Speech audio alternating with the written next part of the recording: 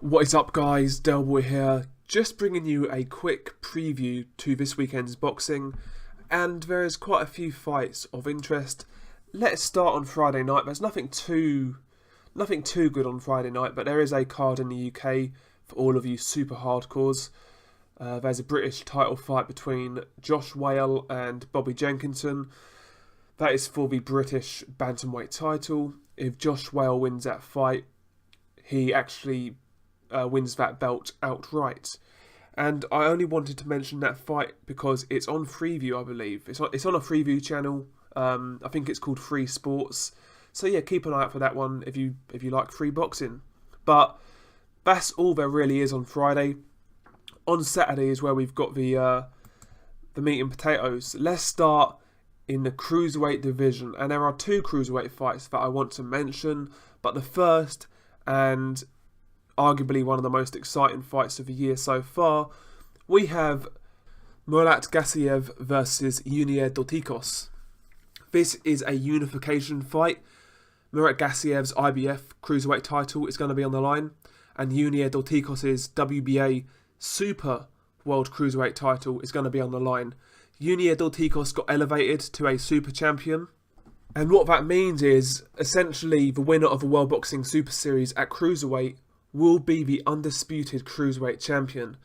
Now, regardless of that, the winner to me would have been the undisputed champion anyway, but now we've got official confirmation. So to all the naysayers, you know, the winner of this tournament is officially the undisputed cruiserweight champion. So that's good news. It's good that we've got official confirmation.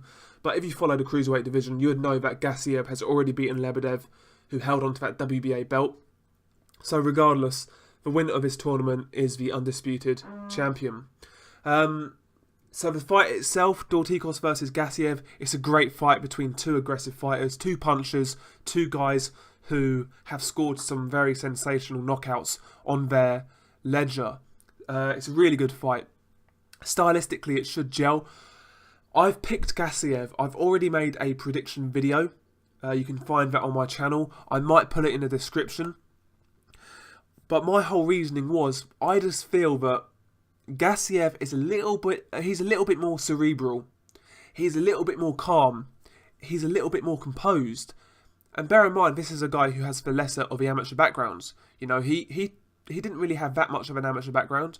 But Gassiev, to me, looks like the guy who is better schooled almost. His punch technique is better. His timing is very good.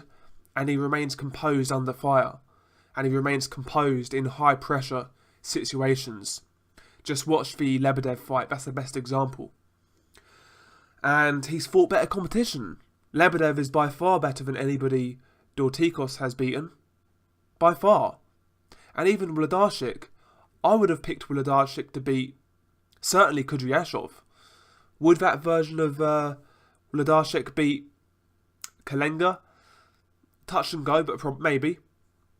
So to me, Gassiev has fought better competition. He's a calmer fighter, he's more cerebral, and I think he'll handle the occasion better. To me, Dorticos has a chance because he's more sort of, not necessarily explosive, that's the wrong word. He's more impulsive, he's more inclined to take risks, and that could either backfire or it could actually win him the fight. You know, if he jumps on Gassiev early and catches him, who knows? But I think as the fight wears on, that's going to work against him. And Gassiev will time him, and he will catch him, and he will knock him out. It's a great fight though, but I think Gassiev is going to win this one. Really like the fight. I love the World Boxing Super Series. I think it's a great thing for boxing. I've covered it from start to, and I'm going to cover it till finish. I love it. Love it, love it, love it, love it, love it. And the undercard itself is not actually that bad. You've got another cruiserweight fight actually. I'm going to mention 3 cruiserweight fights. We've got Maxime Vlasov versus Ola Dola. This is a good fight. Vlasov is a guy who used to campaign at light heavyweight. He's a Russian fighter.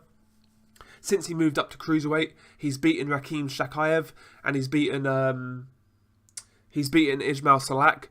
And he's doing okay at cruiserweight, and he seems to be improving with each fight. And he's very, very active. And Dola, we all know about Dola. He's a strong guy. He fights out of Nigeria. He beat Kudryashov and he lost to Kudryashov. They're his two most well-known fights. He also fought Marius Bradis, and he gave Bradis a very tough fight. So Dola, he's not an elite level fighter, but he's a tough guy. He carries a bit of power, and he's going to come to fight, you know. Also on the undercard of the Gassiev fight, we have a bit of interest for British fight fans. Craig Evans is going to fight an undefeated Russian lightweight by the name of Roman Andreev. I've never seen Andreev fight before, so that's going to be interesting. I've seen Craig Evans fight a few times. He is a domestic level fighter. If Andreev has sort of world level potential, he will beat Craig Evans relatively straightforward. Craig Evans will give it a go, but Andreev should win if he's a solid prospect. Also on the undercard, you have Fedor Chudanov fighting a guy called Timo Lane. Fedor Chudanov is obviously the ex-WBA super middleweight champion. Lost his title to George Groves, obviously. So the card in Russia is actually a solid card. I like the card. Great main event. And there's a couple of things on the undercard to keep an eye out for. We move on to the card in the UK now. And it's a solid card on Sky Sports. It is headlined by Lawrence Okolie versus Isaac Chamberlain. A battle between two cruiserweight prospects. Lawrence Okolie is only 7-0. Isaac Chamberlain is only 9-0. They've made this fight very early. Some fans say it's too early. I disagree with that. Listen, we should be getting these fights as soon as possible. And the reality is, if both guys have world level potential, the loser and the winner both go on and learn from this, and they'll get to where they're going to go to. If they're not good enough, they won't get there, you know, regardless of an early setback or not. I like the Lawrence Okolie versus Isaac Chamberlain fight. There's a bit of beef, there's a bit of needle, and, you know, both guys are, you know, gunning for bigger things. So it's a great fight. I think Lawrence Okolie wins the fight. I think he'll catch Isaac Chamberlain at some point. I've made my prediction video for that fight also. I'll put that in the description if I remember. But yeah, Okolie versus Chamberlain, really good fight. Also on the undercard, maybe even the best fight on the card, we have Ted Cheeseman versus Carson Jones. Great fight. Ted Cheeseman is a super welterweight prospect, 12-0. Looks okay, looks solid. And he's fighting Carson Jones, a guy who is extremely experienced, tough as old boots, comes to fight, always in good condition. And ultimately, we all know about Carson Jones. He beat Ben Hall, who was an up-and-coming prospect in the UK. He beat Brian Rose in one of their fights. Brian Rose beat him in a rematch. He gave Kell Brook a really tough fight. I felt Carson Jones got jobbed against Margarito last time out. He was going to win that fight and Margarito got saved. Carson Jones, again, not a world-level fighter, but he's a guy who, if your prospect is not at a certain level, he will expose them. And he'll take them into deep waters and he'll drown them. That is the type of fighter Carson Jones is. And if Ted Cheeseman wins this fight, you know, it's going to reflect well on him. And how he wins the fight is going to be interesting. If he wins the fight, that is. I think there is scope for an upset. One thing I've noticed about Ted Cheeseman, he looks pretty fluid. He's a good body puncher. He's got a good punch repertoire. He looks pretty skilled. But the thing I've noticed about Ted Cheeseman, he's got the skin to mark up. You know, he's got sort of he's got that skin type that just is going to cut up really easily. Carson Jones is not adverse to using his head. He's not adverse to using his elbows. He can get rough in there. This is the type of fight where you don't want to get cut. It really is that type of fight. I think that's a great fight. Carson Jones versus Ted Cheeseman. Looking forward to it. Also, Reece Bellotti is fighting Ben Jones, defending his Commonwealth title.